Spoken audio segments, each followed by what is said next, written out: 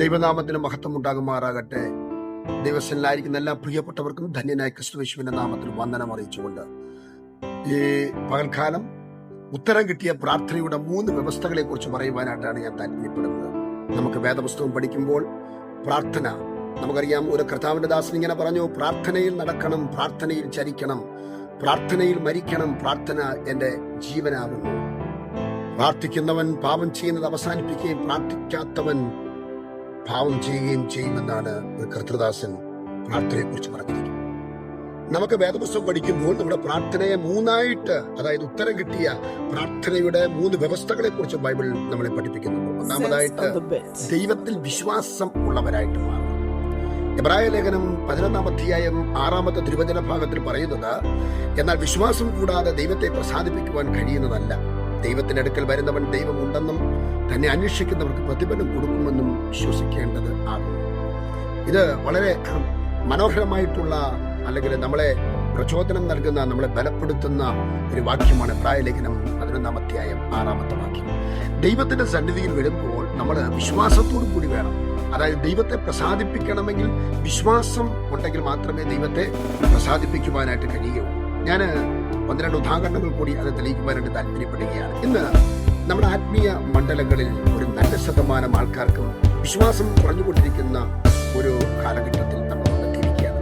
പണ്ട് നമ്മുടെ അപ്പച്ചന്മാരെ സംബന്ധിച്ചും നമ്മുടെ പിതാക്കന്മാരെ മാതാക്കന്മാരെ സംബന്ധിച്ചിടത്തോളം നമ്മൾ പഠിക്കുമ്പോൾ അവർക്കൊന്നും വിദ്യാഭ്യാസം കുറവാണെങ്കിലും അചഞ്ചലമായിട്ടുള്ള വിശ്വാസം കർത്താവിനുണ്ടായിരുന്നു. കർത്താവിനും അവരുടെ വചനത്തിലും അചഞ്ചലമായ വിശ്വാസം ഉള്ളത് കൊണ്ടാണ് ദൈവം അവർക്ക് കൂടി വൻകാര്യങ്ങൾ ചെയ്യുവാൻ ഇടയായി തീർന്നു എന്നുള്ള കാര്യം നമുക്ക് അറിയാവുന്നതാണ്. സ്തോത്രം ചെയ്യുന്നു. അമ്മേ, അതായത് ഞാൻ പറഞ്ഞു വന്നതിന്റെ അർത്ഥം മനസ്സിലാവുന്നുണ്ടോ?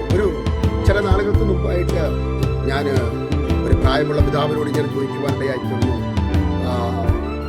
പ്രായം എത്രയൊക്കെ ആയല്ലോ, കർത്താവിൽ എത്രമാത്രം വിശ്വാസമുണ്ട്, നിത്യതയെക്കുറിച്ച് എന്തുമാത്രം പ്രിയ പിതാവിന് പ്രത്യാശയുണ്ട് എന്ന് ചോദിച്ചപ്പോൾ ആ പ്രിയ പിതാവ് പറഞ്ഞത് ഇങ്ങനെയാണ്, പാസ്റ്റേ, ആർക്കറിയാം നിത്യതയുണ്ടെന്നുള്ളത്? മരണാനന്തര ജീവിതവും മരണത്തിനും അപ്പുറവും ഒരു ജീവിതമുണ്ടോ എന്നൊക്കെ നമുക്കറിയില്ലല്ലോ.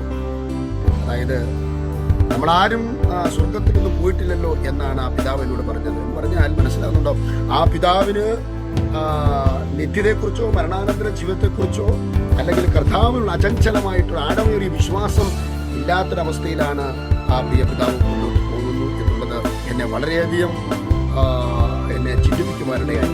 പ്രിയ ദൈവത്തിന്റെ മക്കളെ, നമ്മുടെ വിശ്വാസം എന്ത് ചെയ്യരുത്, കുറഞ്ഞു പോകരുത്. അതായത് ഞാൻ ഓർക്കുന്നുണ്ട്, ഒരു ദേവദാസന്റെ അരികിലേക്ക് തൊണ്ടയ്ക്ക് ക്യാൻസർ ബാധിച്ച ഒരു സഹോദരി കടന്നു വന്നിട്ട് ഞാൻ പറഞ്ഞു, തൊണ്ടയ്ക്ക് ക്യാൻസർ ബാധിച്ച് ചലം ഇങ്ങനെ ഒഴുകിക്കൊണ്ടിരിക്കുകയാണ്, ദുർഗന്ധം വമിച്ചുകൊണ്ടിരിക്കുന്നു. വ്രണം നിറഞ്ഞ ആ അസ്വസ്ഥതയിൽ ഭാരത്തോടു കൂടി ആ സഹോദരി കർത്താവിന്റെ ദാസന്റെ അരികിലേക്ക് കടന്നു വന്നിട്ട് ഇങ്ങനെ പറഞ്ഞു, എനിക്ക് വേണ്ടി പ്രാർത്ഥിക്കണമെന്ന് പറഞ്ഞു. ആ കർത്താവിന്റെ ദാസൻ പെട്ടെന്ന് ദൈവത്തിന്റെ ആത്മാവിന്റെ നിയോഗത്തിൽ പറഞ്ഞു, ഒരു കാര്യം ചെയ്യുക, അവൾക്ക് ശബ്ദമെടുക്കാൻ കഴിയുന്നില്ല, അവൾ ആംഗ്യം കാണിച്ചു, അവൾ തൊട്ട് കാണിച്ച് എനിക്ക് വേണ്ടി പ്രാർത്ഥിക്കണമെന്ന് പറഞ്ഞു. അപ്പൊ കർത്താവിന്റെ ദാസൻ പറഞ്ഞു, കുറച്ച് പേപ്പറും ഒരു പേനയും എന്റെ അരികിലേക്ക് കൊണ്ടുവരാൻ പറഞ്ഞു. അങ്ങനെ കുറച്ച് പേപ്പറും പേനയും അരികിലേക്ക് കൊണ്ടുവന്നു. ആ ദേവദാസൻ ഇങ്ങനെ നിർദ്ദേശിച്ചു, ഞാൻ നിന്നെ സൗഖ്യമാക്കുന്ന യഹോവയെന്ന് 5000 പ്രാവശ്യം എഴുതുവാൻ പറഞ്ഞു. സ്നേഹിതരെ, പ്രിയപ്പെട്ടവരെ, ആ സഹോദരി ശബ്ദമെടുക്കുവാൻ, സംസാരിക്കാൻ കഴിയാത്ത, തൊണ്ടയ്ക്ക് ക്യാൻസർ ബാധിച്ച ആ സഹോദരി എഴുതാൻ തുടങ്ങി, ഞാൻ നിന്നെ സൗഖ്യമാക്കുന്ന യഹോവ, ഞാൻ നിന്നെ സൗഖ്യമാക്കുന്ന യഹോവ, ഞാൻ നിന്നെ സൗഖ്യമാക്കുന്ന യഹോവ, ഞാൻ നിന്നെ സൗഖ്യമാക്കുന്ന യഹോവ. 1000-ആയി, 2000-ആയി, 3000-ആയി, 4000-ആയി, 5000 പ്രാവശ്യം പൂർത്തീകരിക്കുന്നതിന് മുമ്പായിട്ട് പ്രിയ ദൈവത്തിന്റെ മക്കളെ, പ്രിയപ്പെട്ടവരെ, ആ പ്രിയപ്പെട്ടവരുടെ ശബ്ദം എടുക്കുവാൻ ഇടയായിത്തീർന്നു.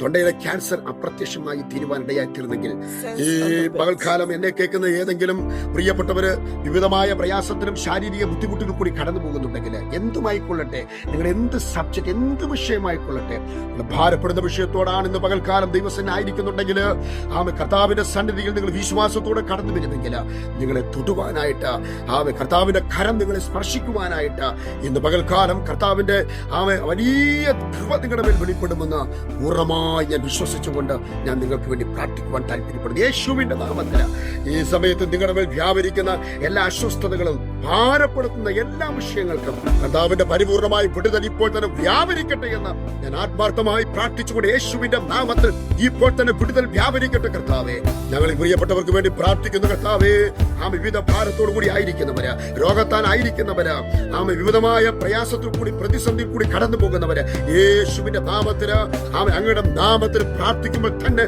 അത് സൗഖ്യമായി വെളിപ്പെടുവാൻ അവിടുന്ന് സഹായിക്കണമെന്ന് പ്രാർത്ഥിക്കുന്നു. കർത്താവേ, സ്വർഗം അങ്ങനെ ചെയ്തതിനായി സ്തോത്രം, യേശുവിൻ നാമത്തിൽ തന്നെ. ആമേൻ, ആമേൻ.